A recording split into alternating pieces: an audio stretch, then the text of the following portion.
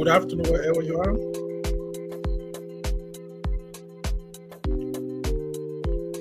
I'm your host,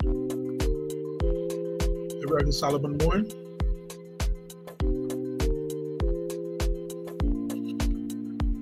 Today we're going to be discussing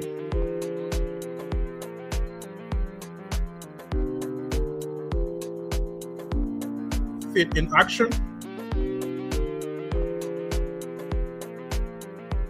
the role of faith community in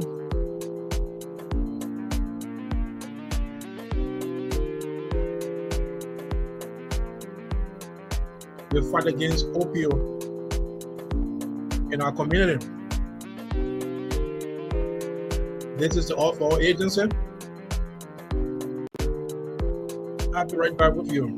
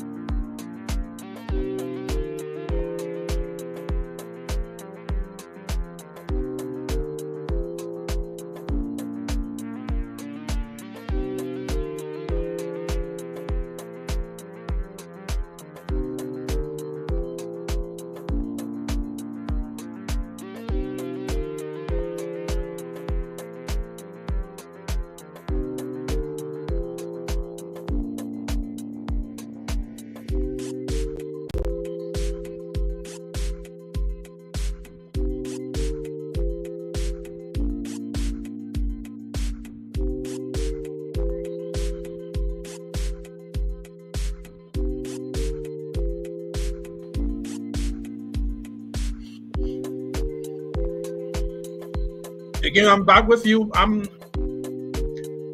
the Reverend Solomon Muin. This is the AFA agency Opioid Awareness broadcast. We are here with you every Wednesday to discuss the opioid crisis that is hitting our communities throughout the United States. AFA agency, in partnership with the Multicultural Community Family Services, has launched this awareness program in Delaware County. And for the AFA agency, in partnership with the Multicultural, we are working within the William Penn School District that comprises East Lansdowne, Muin, Darby, Lansdowne, Yeading, and we are ensuring that we can have this awareness throughout our schools, faith institutions, and especially we will be engaging the immigrant faith communities for awareness about this opioid crisis. So today we'll be having as our guest the Secretary General of the Liberian Ministerial Alliance in the Delaware Valley in the presence of Bishop Elmos Heagar. And Bishop Heagar and I will be discussing faith in action, uniting how the role of faith community in healing our communities from the opioid crisis. Like I said, we'll be discussing the role of faith community in healing our communities from the opioid crisis. This is a broadcast of the AFA agency. We are located in East Lansdowne, Pennsylvania. AFA agency is a non-for-profit or social ministry partner with the Faith and Manuel Lutheran Church in East Lansdowne. And AFA agency mission is to expand social economic opportunity. It's a pleasure having you as we're with our guests who should be in studio in a moment from now. So stay tuned as we give you the best information that is needed in the fight against opioid in our community.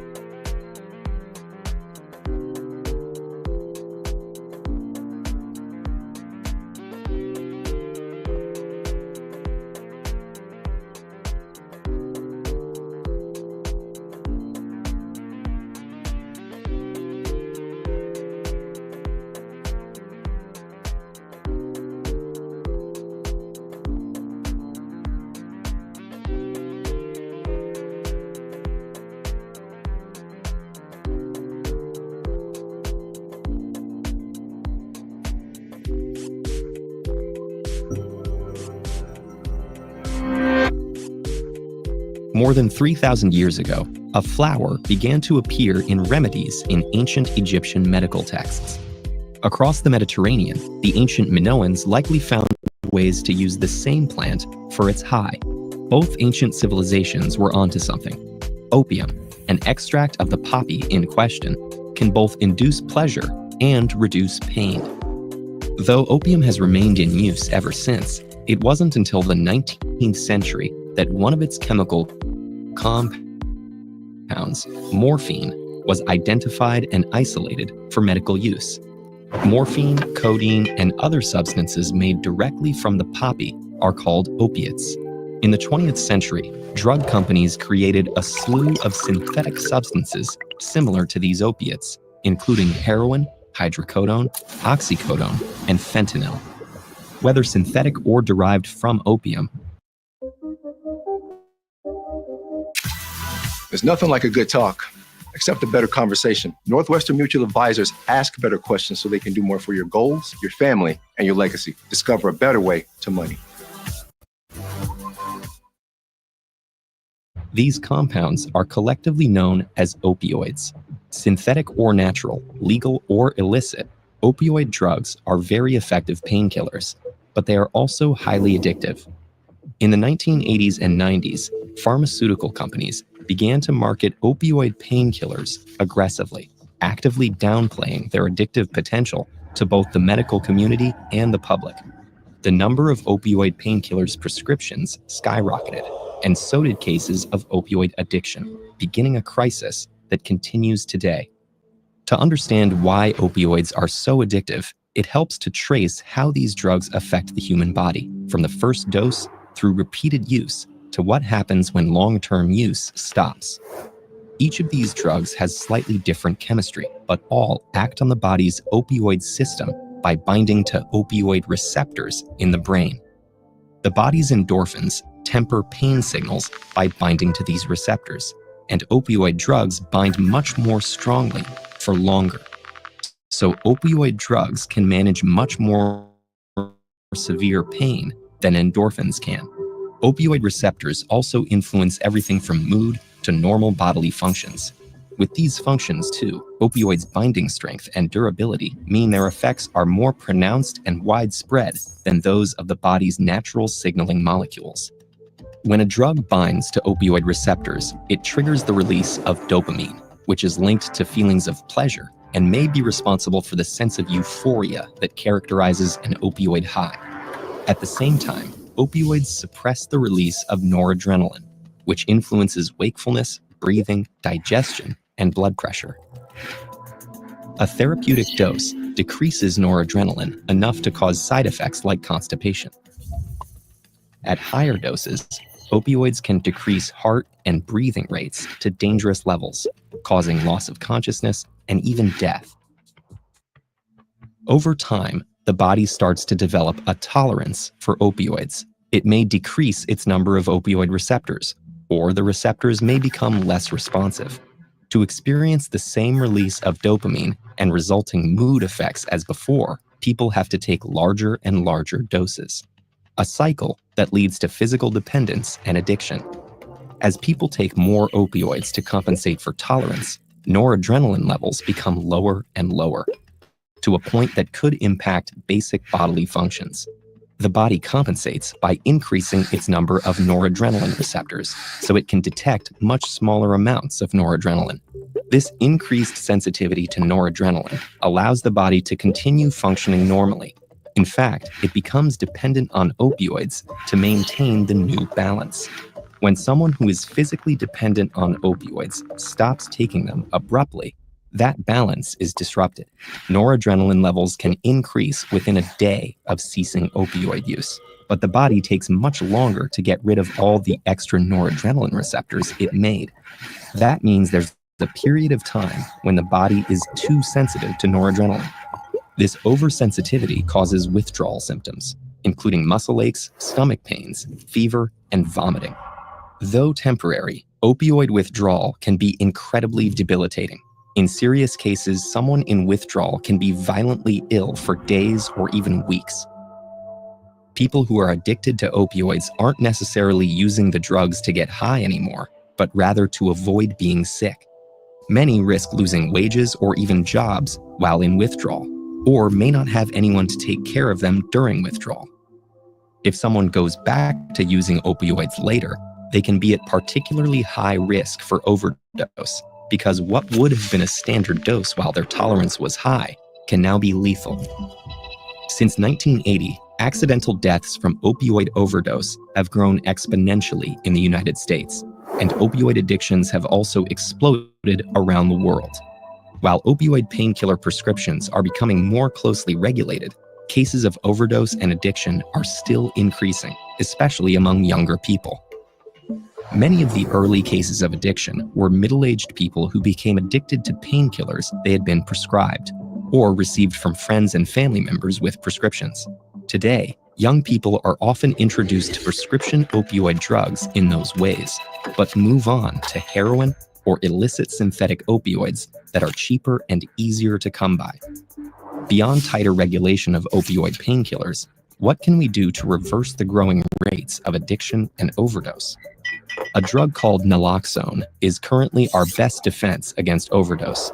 Naloxone binds to opioid receptors but doesn't activate them. It blocks other opioids from binding to the receptors and even knocks them off the receptors to reverse an overdose. Opioid addiction is rarely a standalone illness. Frequently, people with opioid dependence are also struggling with a mental health condition. There are both inpatient and outpatient programs that combine medication, health services, and psychotherapy. But many of these programs are very expensive, and the more affordable options can have long waiting lists. They also often require complete detoxification from opioids before beginning treatment. Both the withdrawal period and the common months-long stay in a facility can be impossible for people who risk losing jobs and housing in that time frame. Opioid maintenance programs aim to address some of these obstacles and eliminate opioid abuse using a combination of medication and behavior therapy. These programs avoid withdrawal symptoms with drugs that bind to opioid receptors but don't have the psychoactive effects and other commonly abused opioids. Methadone and buprenorphine are the primary opioid maintenance drugs available today, but doctors need a special waiver to prescribe them. Even though that there's a growing black market for it. There's still a long way to go with combating opioid addiction, but there are great resources for making sense of the treatment options. If you or someone you know is struggling with opioid use in the United States, the Department of Health and Human Services operates a helpline, 800-662-4357, and a database of more than 14,000 substance abuse facilities in the U.S. www.hhs.gov/opioids.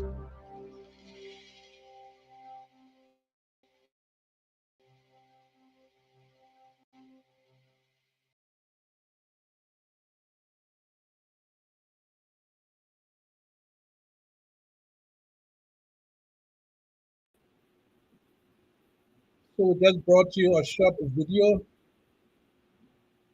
on what is opioid, its impact on our population in the United States, and how we can get help. This video is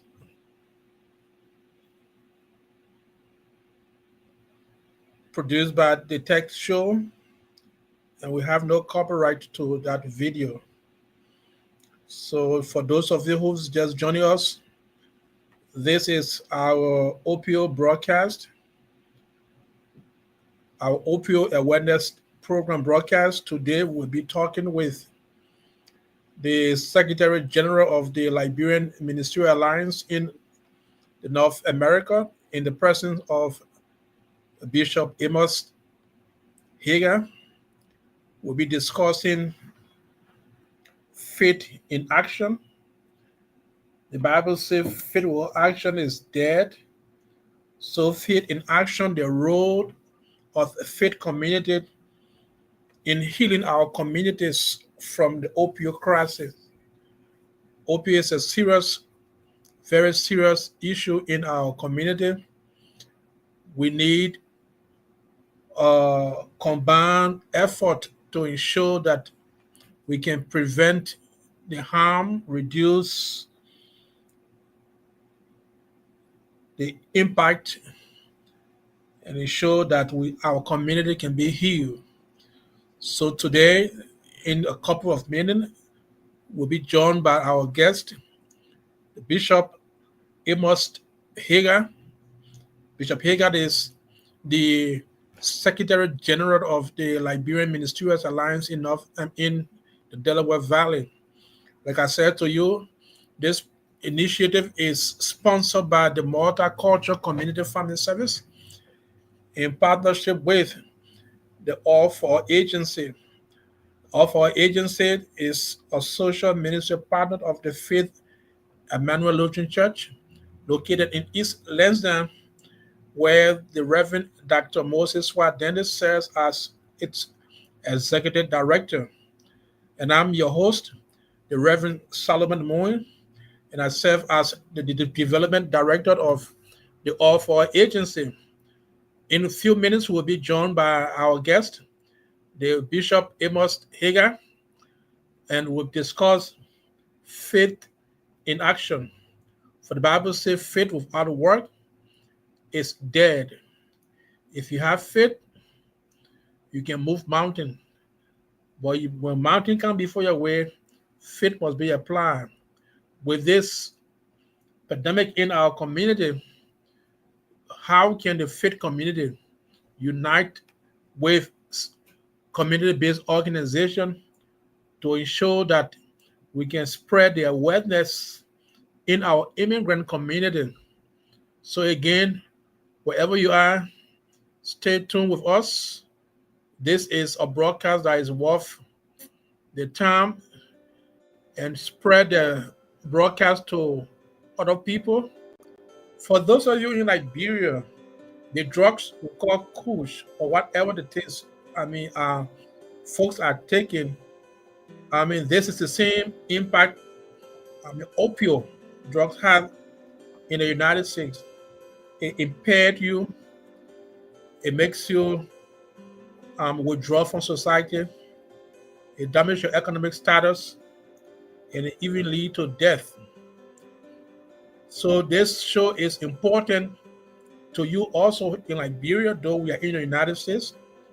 But we'll talk with you in how best you can help prevent or how best you can reduce the impact, the negative impact of this opioid epidemic, and how you can get involved as community-based organization and even individuals. In the United States, we have drugs that can help resuscitate people who are quote unquote, high, like folks who are in Liberia who are taking those drugs, folks who are being labeled as zogos when they get so hard and out of touch. There's a way that these drugs can help bring them back to normalcy. Because what it does is it makes the substance you take, it damages your whole thinking faculty, and it puts you at a place of non-existent in turn. It gets so hard until your hardness take you in a different world. So the drugs is meant to resuscitate you, and I will show you the drugs as we go through the show, and I will show you other testers that we use to test people who are taking fentanyl. Fentanyl is one of the opioid drugs, illegal substance that folks take, and it makes them high. Now, get the point. Opioid medication were meant to calm down pain that people go through, severe pain. But then the constant use of those drugs makes people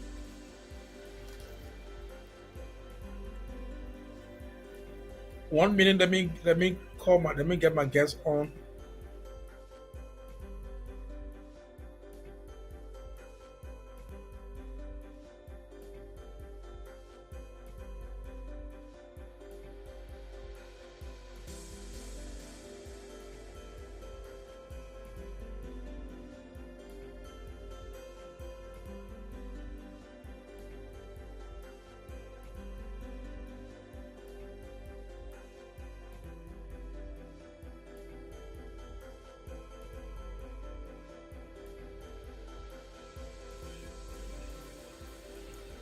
So I'm back with you. Like I said, it puts you at a place of complete disorder. Sometimes if you're not strong enough, it kills you. And most of our addicts, because of the addiction for the drugs,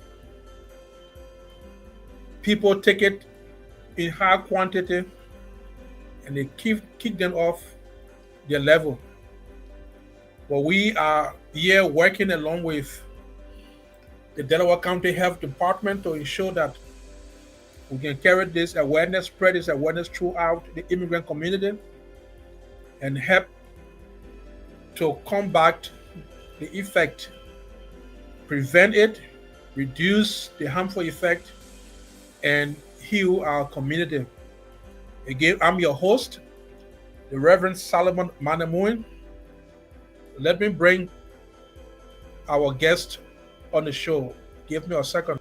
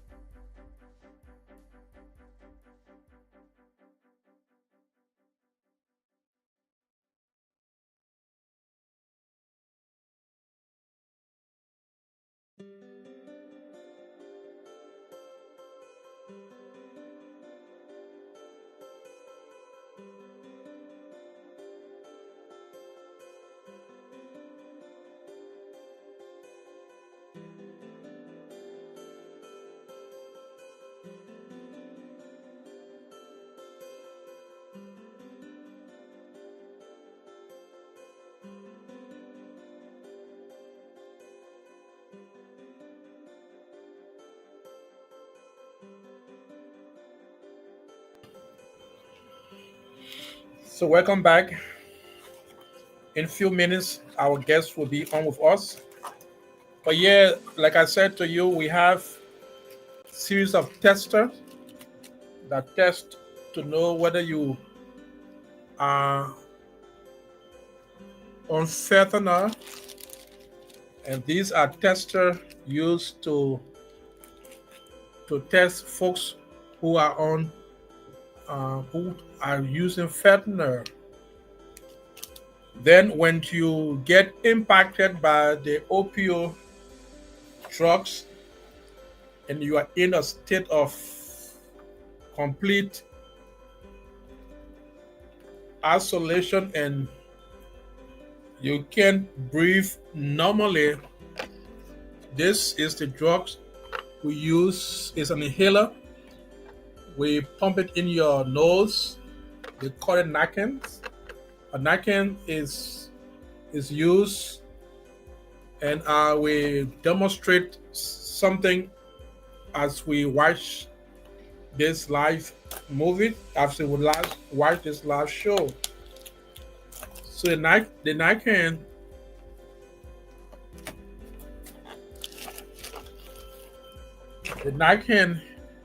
like I said to you, is one of the stuff used to resuscitate somebody who has been knocked down by hard drug intake, and it makes you can't breathe, you are dizzy, you are almost like wanting to die. We go protected by the Good Samaritan Lord. This packet is open. You will see we have in it, if you can see it, we have in it this inhaler. This inhaler, what we do when a person cannot respond, we try to knock you for alertness. Are you okay? Are you okay? If the person can't respond, and we take the inhaler out of the pack, and you notice, so like this inhaler, we lift the person's head up while the person is lying down. We place in the person's nose, way in, then we press this red button It will spray in the person's nose to bring the person back to normal, to help stabilize the person. So when it is done, that person will be resuscitated. The person will come back to normal. So it's here is distributed throughout Delaware County, and they have the kiosk machine that is placed in them. You can have access to them. We have them here at our offices, at the AFA agency, and in our campaign and our awareness, we go out and show people how to use it, and we also distribute them to people who need them. So just in case you are caught up into this deadly opioid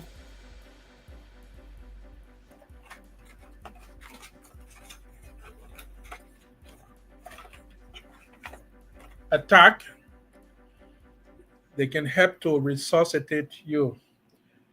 And again, my name is the Reverend Solomon Muin. I'm the Development Director at the All4 Agency.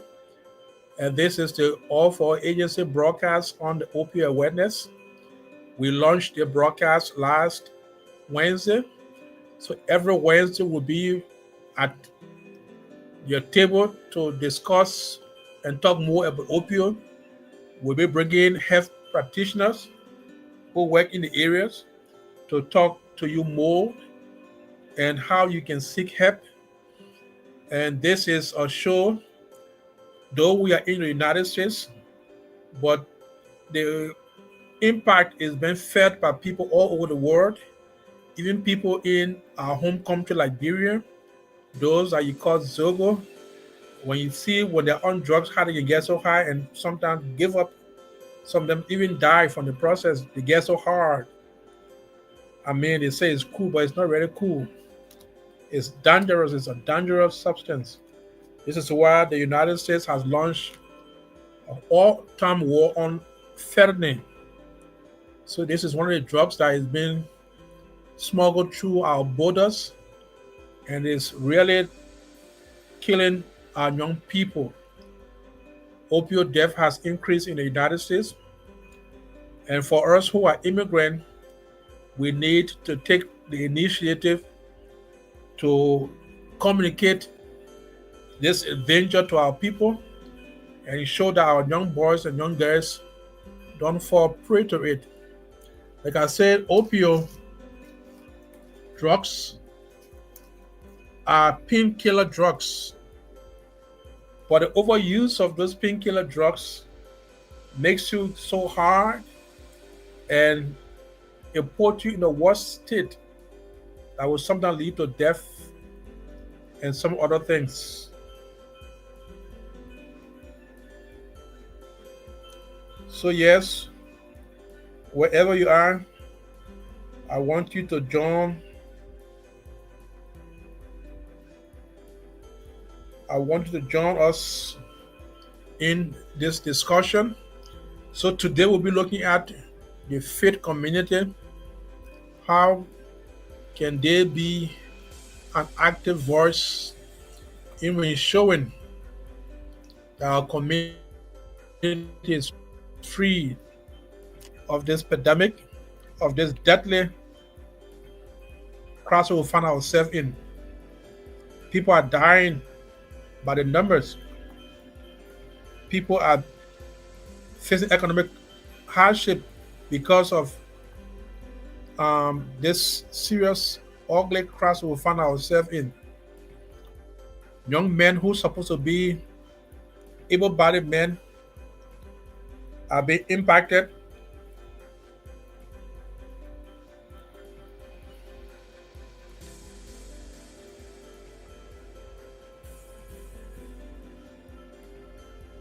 Have been impacted.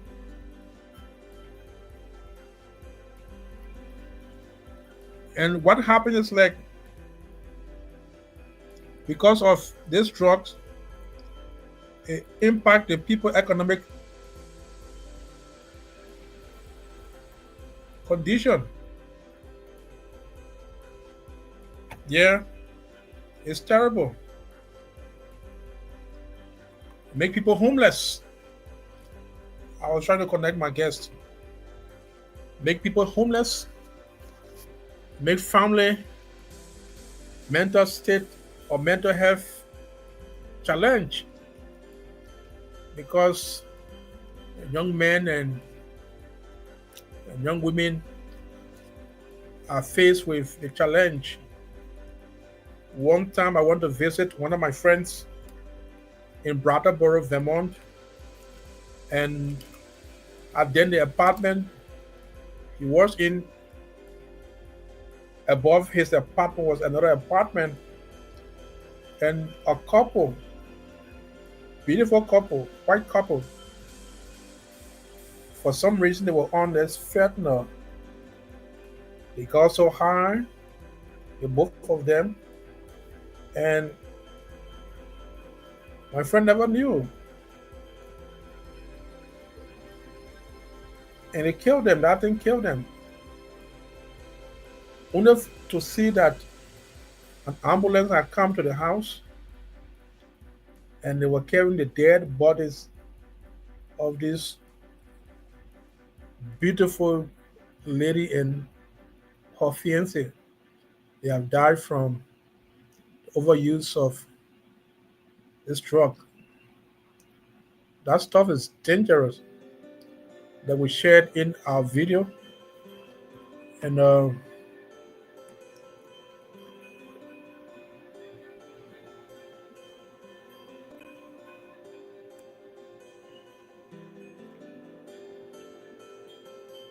want to appeal to you to get involved in this campaign, because whatever you do will help prevent our generation from being destroyed by drugs and drugs abuse. Again, I'm your Reverend Solomon Muin, the Development Director of the All-For-All Agency, a nonprofit that is based in East Lansdowne, Pennsylvania, especially in Delaware County. And I'm here talking to you because we feel that there's a need to talk about this to save our generation from the deadly consequences of opium. My guest is the Bishop Elmos Heagar. Elmos is the Secretary General of the Liberian Ministerial Alliance in the Delaware Valley. Elmos will be joining me to have the next 20 minutes to talk about the role of faith community in healing our communities from the opioid crisis. We started an engagement with the Liberian Ministerial Alliance in the Delaware Valley, and we are trying to mobilize faith leaders to reach out to the congregation and spread the awareness. And we're trying to have mentors or ambassadors who will take the lead in talking, at least during the service, if it's 5 minutes, spread the awareness in the services to your congregation about the danger of opioid. Yes, wherever you are, if you are not far from our office and you want to come and have a supply of this, you are welcome. We can supply you with this to help the process in the prevention of. So I'm bringing my guest to studio. My guest is the Reverend Elmos Heagar. And Elmos Bishop Heagar is the Secretary General of the Liberian Ministerial Alliance in North America. Liberian Ministerial Alliance in the Delaware Valley, excuse me. You know, I work for the Ministerial Alliance in North America. So I'm sometimes conflicted with the name Alliance flowing. So Bishop Heagar, welcome to this broadcast. Thank you very much. Thank you. I'm very privileged. It's an honor for me to join you tonight. Thank you so much, Bishop. For those of you who are with us, it will be our honor for you to share this broadcast in your groups and with all other people. Bishop Heagar, today's discussion is Faith in Action, the role of faith community in healing our community from this opioid crisis. This is the AFA agency opioid awareness broadcast that was launched last week. For the next 3 months, we'll be engaging stakeholders, health practitioners to discuss this issue of opioid. But today, as we engage you, as you represent the faith community, can you please introduce yourself and your role within your congregation in Liberian Ministerial Alliance? Thank you very much, Reverend Solomon Muin. To all of our viewers, I am Bishop Elmos Heagar. By way of introduction, I'm the founder and general overseer of the All Nation Christian Church. First of all, we are a body of believers passionate about the gospel of Jesus Christ. We're a growing church. We are now in 3 countries. America is the headquarters, in Liberia and in the Ivory Coast. And for the past 7 years, I've been serving as the executive secretary of the Liberian Ministers Alliance of the Delaware Valley. The Minister Alliance of the Delaware Valley is a combination of over 80 churches, people of immigrant of Liberian descent, or those who really believe and will have some level of relationship, spiritual relationship with Liberia. So we do have people who are not immigrant, they are American, but they love the country, and some of them are doing ministry, their ministry impacting lives, helping our people. So virtue of their level of commitment, dedication to the nation, they become associate member of the alliance. So what we basically do as the alliance is to further up, build unity among the churches. So we want to believe and we truly passionate that when we come together, we can achieve more. Despite our doctrinal differences, despite our vision, we all have one vision. It can be expressed in different ways, but the vision is to glorify Jesus, to glorify the Lord, to help people live the life of God. So whatever way you express it is the same vision. So we bring pastors, we bring churches together, work together for the common good to just encourage our people in the area of developing their spirituality. So I've been doing this as executive secretary, connecting with all the churches, in terms of information dissemination, in terms of programs, and how we can enrich our relationship together. Yeah. So thank you so much, Bishop Heagar, for that beautiful introduction. It's like you are a man of many fellows in your heart. So Bishop Heagar, what inspired you to get involved in addressing the opioid crisis within your faith community? Well, listen, the opioid is a global menace, and especially in America, is a menace. When you look at the statistic, very important segment of our society, on every aspect of our society, the young and old are losing their lives from overdose of this opioid. And we see not just losing their lives, but many of our community members have become completely a nuisance to the society because of the addiction to this dangerous drugs. So as a faith community, we are there to serve the community. We want the community to be prosperous, the community to be developed. We want the community to be peaceful. Those who are dying from the opioid, they are members, they are family members of our congregants. We all know people who have died from this overdose. And it becomes incumbent upon every one of us as faith leaders, because we are there to build people's lives. We are there to strengthen the family bond. So when people die from drugs overdose, the first people that are being called are the pastor, the faith leaders, to go to provide support, provide help, encouragement, and even at the area of helping in the funeral. So we are all impacted because of the overdose of opioids. So that's why I make it very important, because the number, especially in our community, Delaware County or Pennsylvania, the number is very, very, very challenging in terms of the number of deaths from the opioid overdose. So it is becoming a community crisis, it's becoming a national crisis.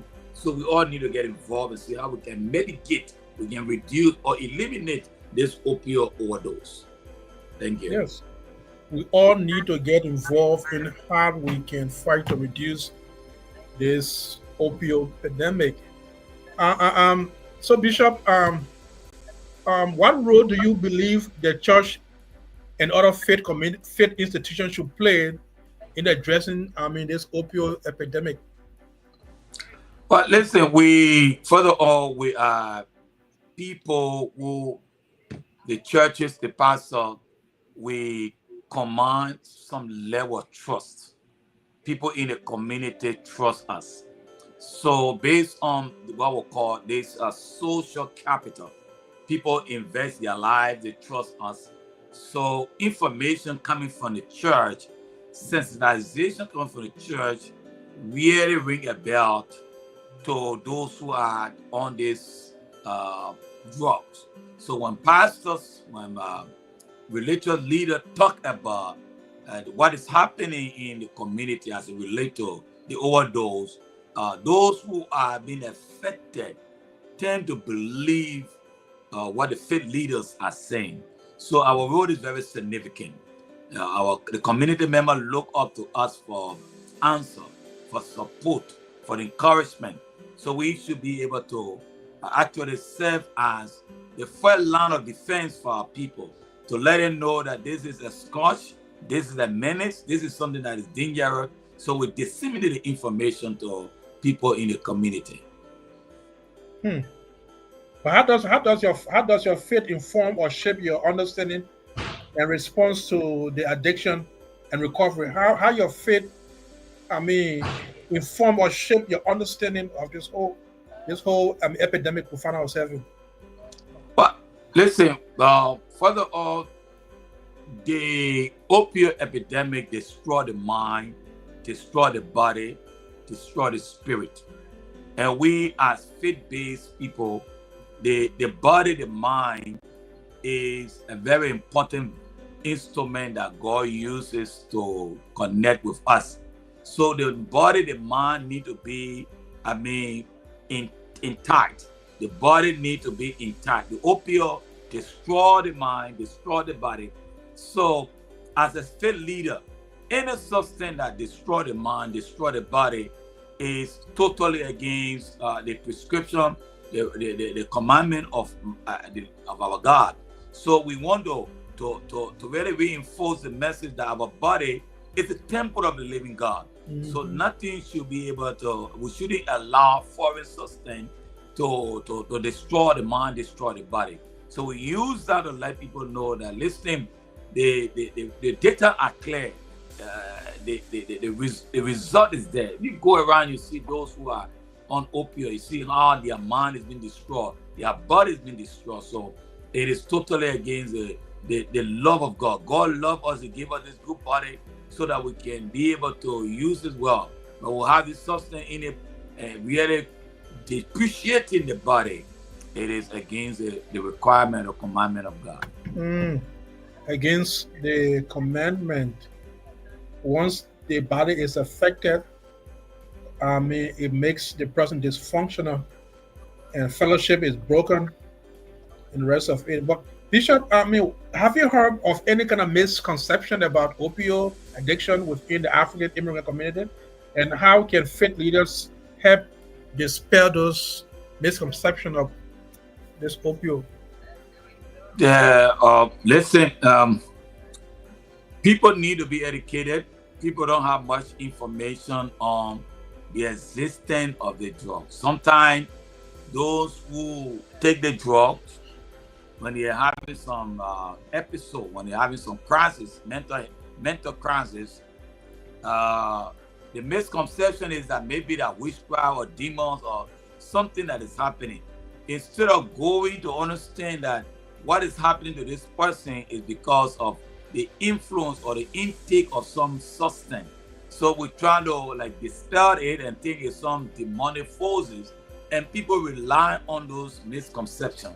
So we as faith leaders, while we do understand that demon exists, we also realize that substance abuse can create mental instability, and we need to address it. There's a need to address it. But what kind of support, do individuals struggling with addiction need most from their faith community? What we can do is actually to sensitize. We encourage them. After we sensitize them, we have limitations. Because many of the pastors, all we can do is to sensitize, pray, encourage. But we also want to go further. We want to encourage them to seek professional help. There are people who are trained in the area how they can help someone who is addicted to opioid. So as a pastor, it will literally have to take them to those institutions, to those services that have been provided. There are many services provided in our community in this direction. So we want to encourage them to seek help, that it is possible to be healed from the opioid overdose. It is possible to be healed. You don't have to lose your life. So we want to provide information where those services can be provided for all those who are actually dealing with this terrible pandemic or epidemic in our society. So with that beautiful answer, can prayer, counseling, and spiritual mentorship play in healing from substance use disorder? Well, this is a serious problem. Anything that is serious is an epidemic. Anything that can help to mitigate that situation need to be considered. So prayer also important, but prayer is not the only option. So while we are praying, we don't just want to rely on prayer alone.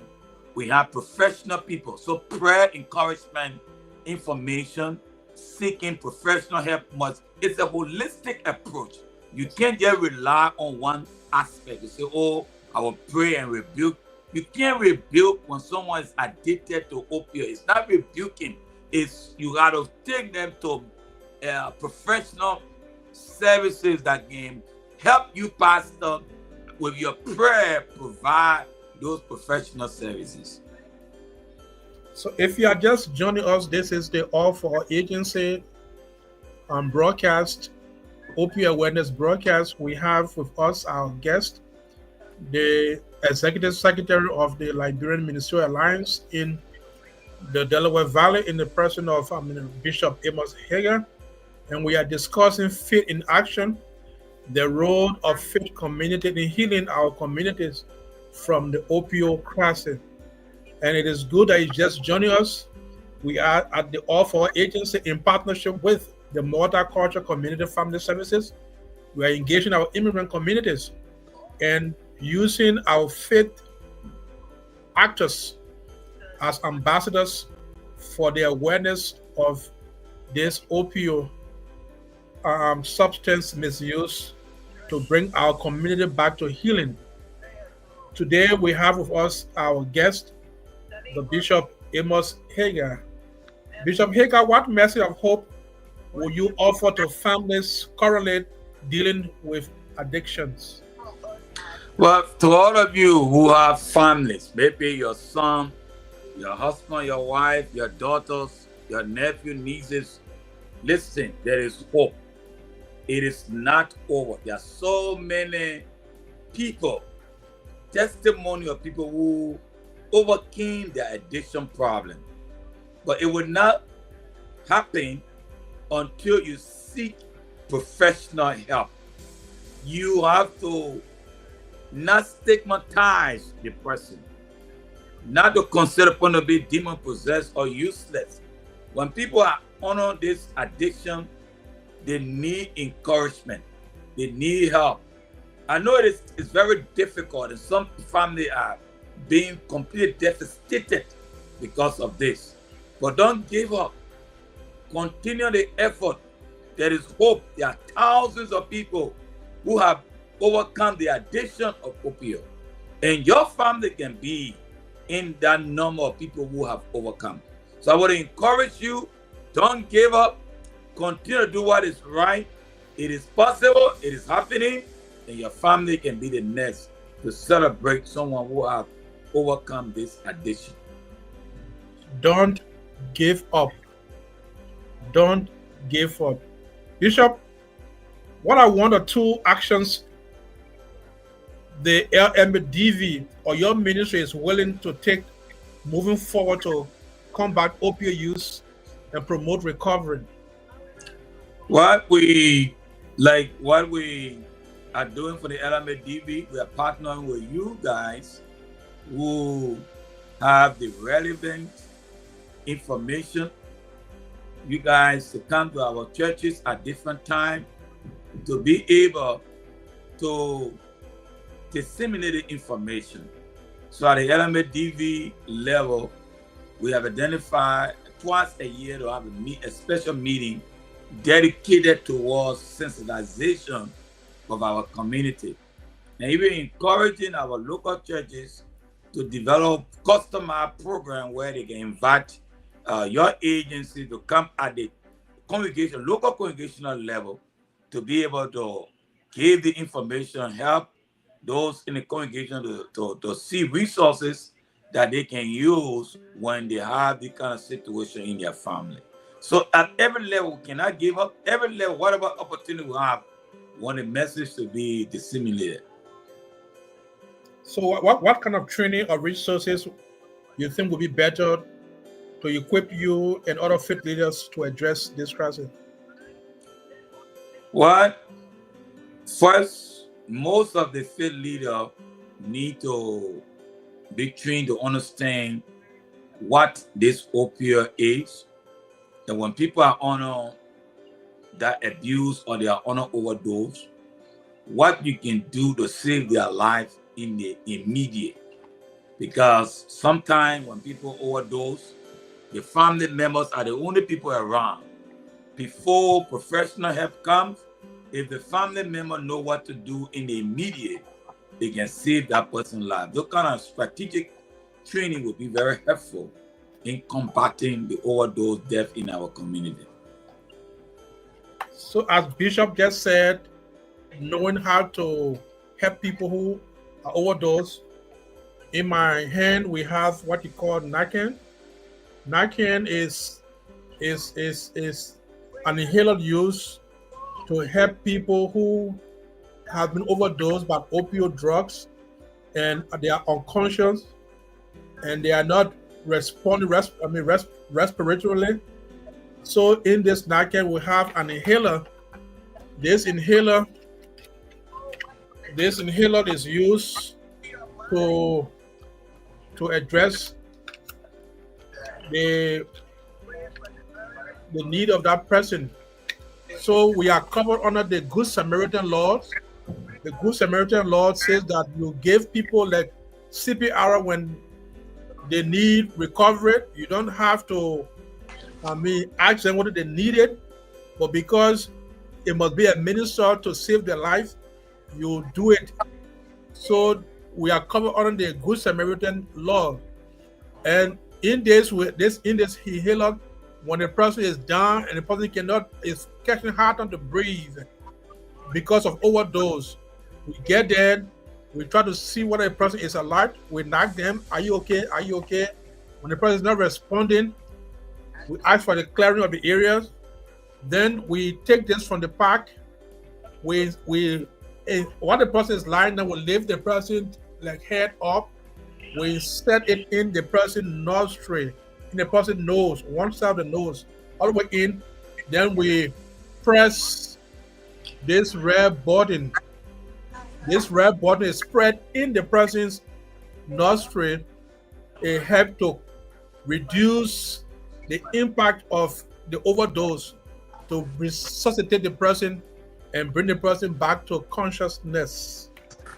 So we have it at our offices here, and we'll be going around distributing to our various, faith institutions, so that they can have it and share with the congregant.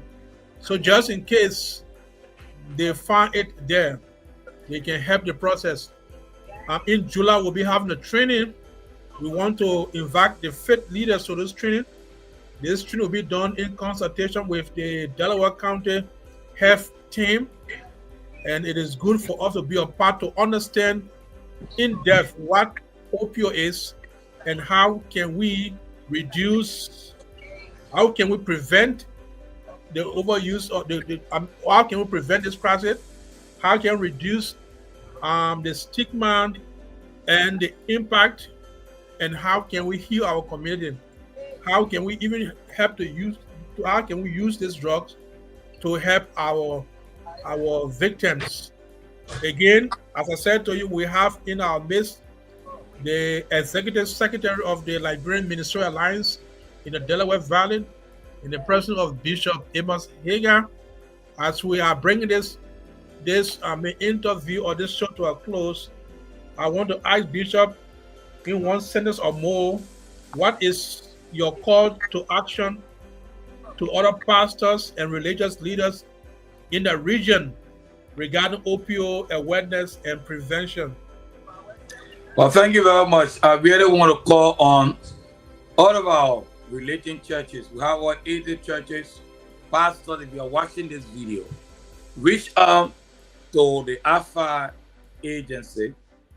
They are available and willing to come to your local churches to sensitize your people. Don't wait until someone died from opioid before you get the information, you get the training, you get the awareness. It will be beneficial so that we can prevent the overdose deaths in our community. And we want to say thank you to the AFA agency for the splendid work you are doing in our community. We can look up to you as a trusted partner. And by next year, even before the year end, and next year, most of our program will be incorporating, seeing how best you can continue to provide the information that our people really need. Thank you again, and we really appreciate you all. Thank you. We want to thank our guest, the Bishop Elmos Heagar. Bishop Heagar is, as I said, the executive secretary of this big organization of faith leaders and churches in the Delaware Valley. It's called the Liberian Ministerial Alliance in the Delaware Valley. And this show is the AFA agency or AFA agency opioid awareness broadcast. It was launched last Wednesday. We are here for the next 3 months to have an awareness through the media. Most of the media, we are having community engagement, we are having faith leaders engagement, and the rest of it. So it was our pleasure being with you on this show, Bishop Heagar, and we want to call on all of the church leaders to get involved, all of the faith community leaders to get involved, all of our families to get involved.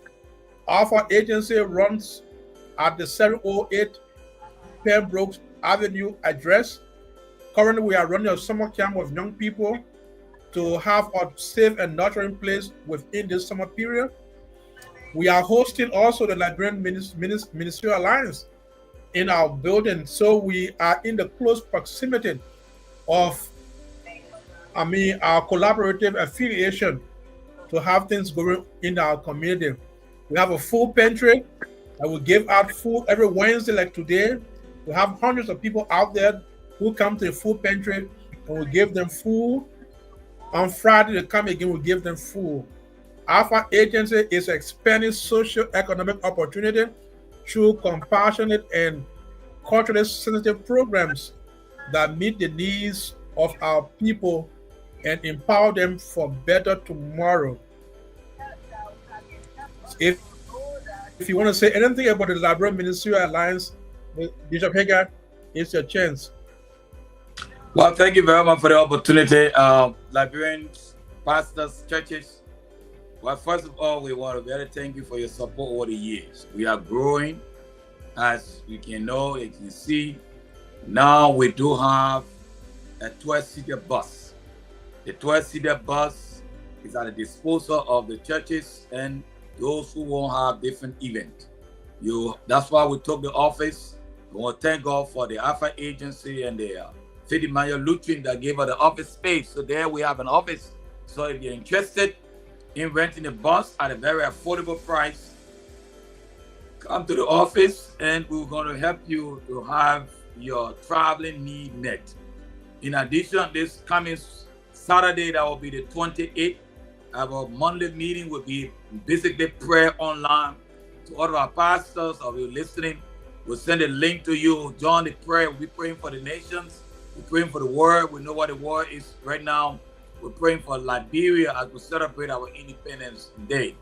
Again, July is a very important month for us. We have three important programs coming in July. On the 20th of July will be what we call Unity Sunday. At Unity Sunday, we share pulpit. We have about almost 30 some more churches that have agreed, pastors that have agreed to go to other churches and allow other pastors to come and preach only one message, the message of the power of unity among in our community. So it will be on the 20th of July that we send pastors all over to preach that message of unity. Let your congregation see that the work of God you are doing is not only you, there are other people doing it, and together we can build a stronger and powerful community. Now, on the 26th of July, we'll be meeting at Victory Harvest in the morning for a prayer breakfast to pray for the nation of Liberia on the 26th. In the afternoon, the youth will be having some event. We want to expose our youth to the culture, to the heritage of Liberia. That will be in the park.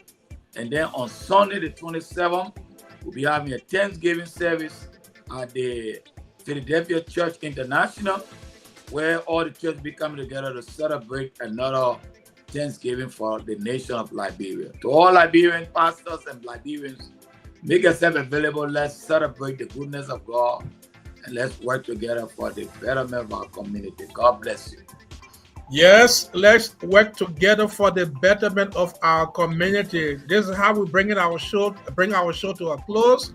Appreciate you, Bishop Heagar, and our listening and our viewing audience. We say thank you so much for being a part of the show. We will be with you next Wednesday as we bring in health practitioners to delve more into the opioid epidemic and how you can have help.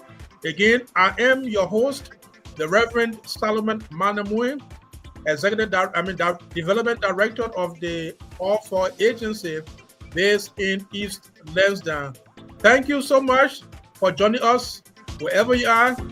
We say God bless you. Be safe from opioid. Your life is safe today will be yours or that of your friend. God bless you.